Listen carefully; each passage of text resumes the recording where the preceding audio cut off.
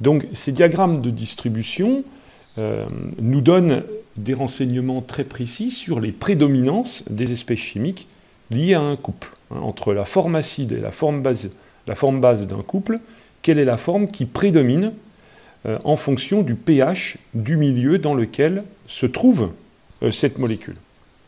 Alors comment ces diagrammes-là peuvent-ils être tracés?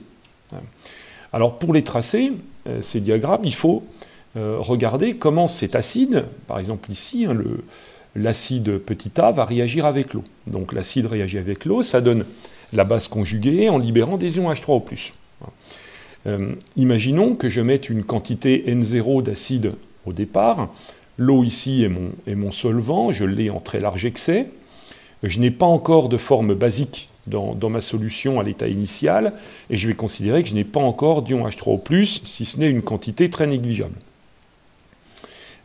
Lorsque ma transformation est à l'état final, je ne sais pas si cette réaction est totale, mais en tout cas, je suppose qu'elle arrive à un état final.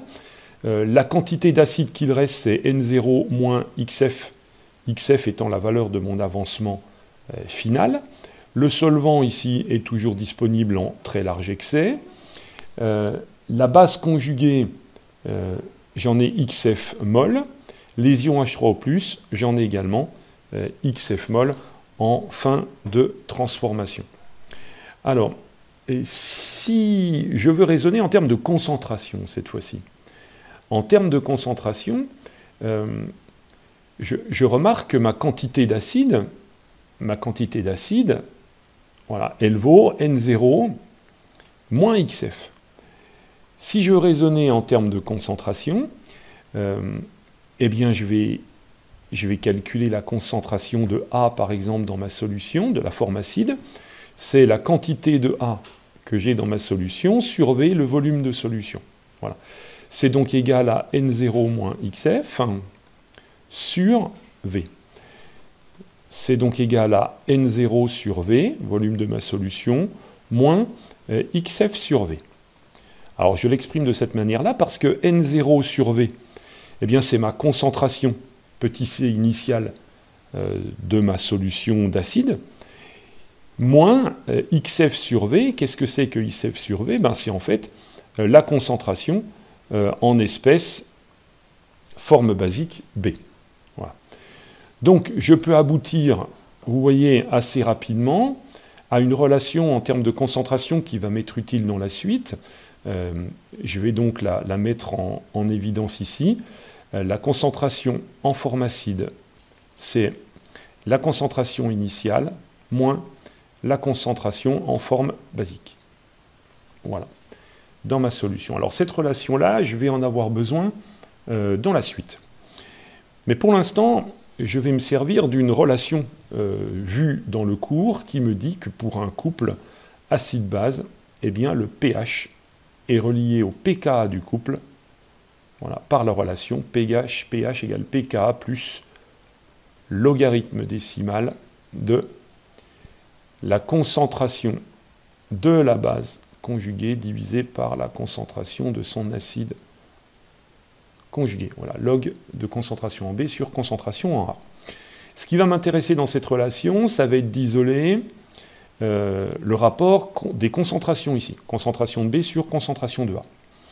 Donc, après quelques manipulations mathématiques, je vais m'apercevoir ici que pH moins pK, je vais passer le pK de l'autre côté de mon équation, égale logarithme de la concentration de la base divisée par la concentration de l'acide, ici, et en utilisant la fonction réciproque du logarithme décimal, c'est-à-dire la fonction puissance de 10, j'arrive à écrire que la concentration de la base divisée par la concentration de l'acide, ici, est égale à 10 à la puissance pH moins pK. Voilà. Alors cette relation-là, elle va être également intéressante pour la suite de mon travail. Donc c'est une relation que je vais pouvoir réutiliser. Donc je peux effectivement la mettre en lumière ici. Cette relation, elle va m'être utile dans la suite, comme celle d'ailleurs qui figure encore en rouge un petit peu plus haut. Alors pourquoi ces relations vont m'être utiles? Parce que quand je veux tracer mes diagrammes de distribution, ce qui m'intéresse, c'est d'exprimer parmi la concentration que j'ai au total dans ma solution, c'est quel est le pourcentage de l'espèce acide. Donc quand dans le diagramme de prédominance, on nous parle du pourcentage d'acide, voilà, pourcentage d'acide, voilà, je vais juste rectifier ceci, voilà. Mon pourcentage d'acide, qu'est-ce que c'est? Ben, c'est en fait la concentration de mon acide divisé par la concentration totale, petit c, fois 100 pour obtenir un pourcentage. Donc c'est ce terme-là que je vais essayer de calculer, de manière à pouvoir tracer mon diagramme de distribution. Alors comment je peux arriver à déterminer ça? Eh bien avec la relation qui est juste au-dessus, dans laquelle je vais pouvoir utiliser la relation rouge. Alors la relation rouge, elle va me permettre de dire que la concentration en base, ici, hop, concentration en base, est égale. Alors est égale à quoi? Eh bien c'est la concentration C moins la concentration de l'acide. Voilà, mathématiquement, ce que je peux écrire. Et ceci, eh bien je le réinjecte dans ma formule qui est juste au-dessus, c'est-à-dire C moins concentration de A sur concentration de A, voilà, égale 10 à la puissance pH moins pK. Voilà. Ça veut dire quoi tout ceci? Ben, si je travaille un petit peu mathématiquement cette expression, je peux dire quoi? Ben, je peux dire que C sur concentration de A, moins concentration de A sur concentration de A, c'est-à-dire moins 1, égale 10 à la puissance moins pH, pardon, 10 à la puissance pH moins pK. Voilà. Je passe le 1 de l'autre côté. Ça veut dire que le rapport C sur concentration de ma forme acide est égal à 10 à la puissance pH moins pK, le tout plus 1. Voilà. Or, moi, ce que je veux, c'est acide divisé par concentration, c'est-à-dire l'inverse de cette fraction que j'ai obtenue. Eh bien, pas de problème. Mathématiquement, je peux écrire que le rapport C sur concentration de A, eh bien, c'est l'inverse de ce que j'ai ici. C'est donc 1 sur 1 plus 10 à la puissance pH moins pK. Voilà. Et pour avoir mon pourcentage d'acide, cette fois-ci, il suffit que je multiplie par 100 ce côté-là, et donc par 100 également ce côté-là. Pas de souci, mathématiquement, je peux le faire. Donc, ça me donne que mon pourcentage d'acide, alors je vais le mettre en noir ici, mon pourcentage d'acide, c'est donc égal à 100 sur 1 plus 10 à la puissance pH moins pK. Voilà. En prenant cette relation et en faisant varier le pH ici pour un couple dont je connais le pK, je vais obtenir les différentes valeurs du pourcentage d'acide, de mon pourcentage d'acide ici. Et c'est ce qui va me permettre d'obtenir la courbe que j'avais un petit peu plus haut. Je remonte un petit peu plus haut ici, voilà. La courbe acide là, que vous avez en rouge a été obtenue de cette manière-là. Donc on fait varier le pH pour un couple dont le pK ici était fixé à 4,7 puisque c'était le pK du couple acide éthanoïque ion éthanoate. Voilà.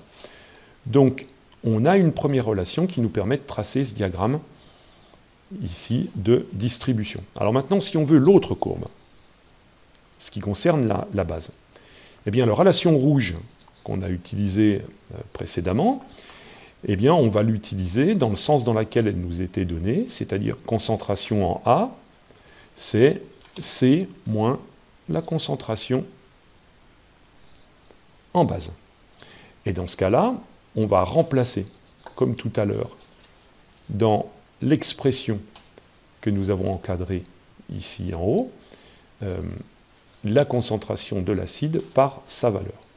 Ça veut donc dire que j'ai le droit d'écrire que concentration en B divisé par C moins concentration en B est égal à 10 à la puissance pH moins pK.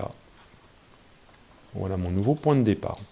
Et il faut que je travaille cette relation-là pour pouvoir exprimer mon pourcentage en base, voilà, cette fois-ci.